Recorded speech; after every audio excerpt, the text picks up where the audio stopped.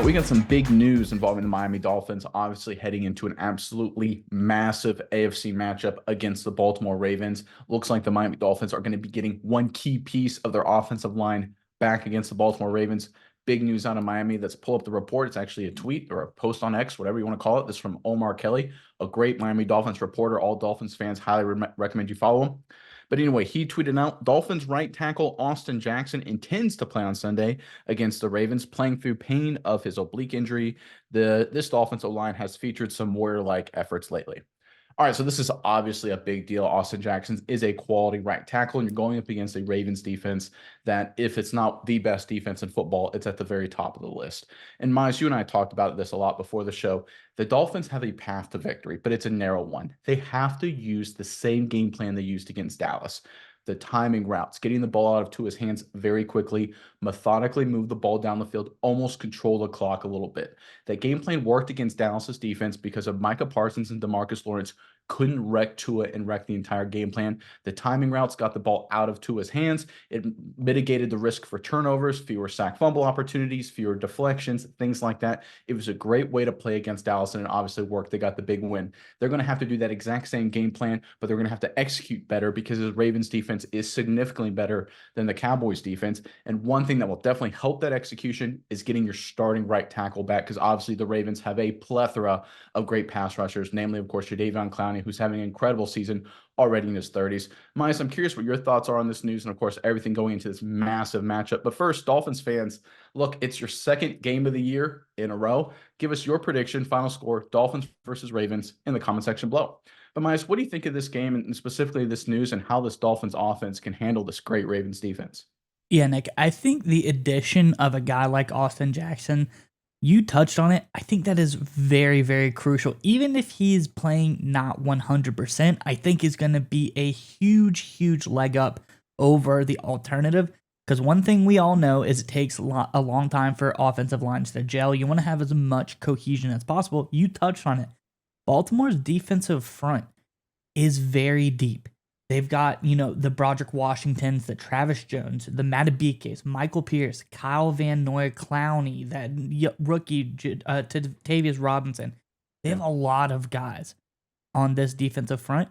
So they're going to be switching guys in and out left and right. And you want to have the best wall in front of Tua possible, because that's where you're going to beat Baltimore, is on the big plays.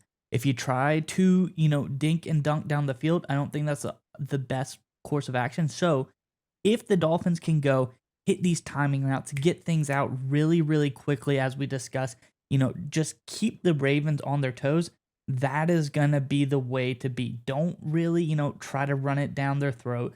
Don't try to, develop something deep and let the pass rushers get time.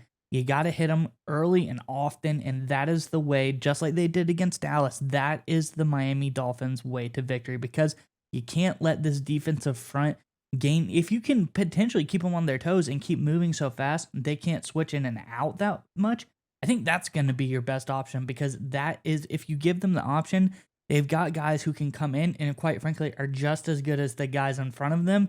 It's a very deep, deep defensive front. And I think that is one of the keys of how they can come in and beat this Ravens team, because it is possible. They have the playmakers, but like you said, I believe Jalen Waddle's out. That's going to be kind of a tough one as well. So having Austin Jackson back is absolutely crucial for this Dolphins team.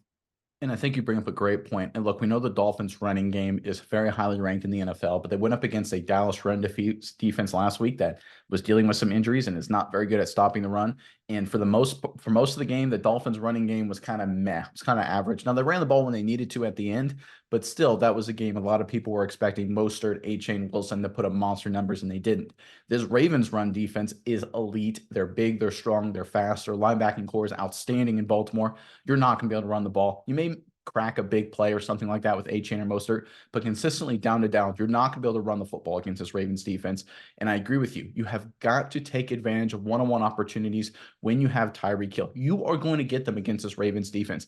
McDonald, great defensive coordinator for Baltimore, does a lot of different things, likes to play a lot of different players. He'll give you one-on-one opportunities because he trusts his guys to make plays. I trust Tyreek Hill a little bit more than probably any player in football right now. You've got to target Tyreek Hill early and often. You have to give him opportunities both down the field, but the way you open those up is with those intermediate timing patterns. And the only way you can get those off is if you have a right tackle that can protect against this great Ravens pass rush. And I think Jackson can be that guy. But like I said before, the path to victory for Miami, look, to be honest, Dolphins fans, it's narrow. This is a well-coached, this is a tough Ravens football team. I think the Miami Dolphins defense is a little bit better than people give it credit for in the media. But still, I think this is a game the Dolphins are going to have to probably score in the high 20s, low 30s to pull it off, unless some turnovers work in their favor. I think they can do it, but they have to use the same game plan they used against Dallas, and they have to give Tua just a beat. He doesn't need 3.5. He doesn't need 4 seconds. He needs that full 2.5 to complete his drop and get the ball out and just live with the results. If he misses outside, it's an incomplete pass, no turnovers, no issues like that. Helped him against Dallas.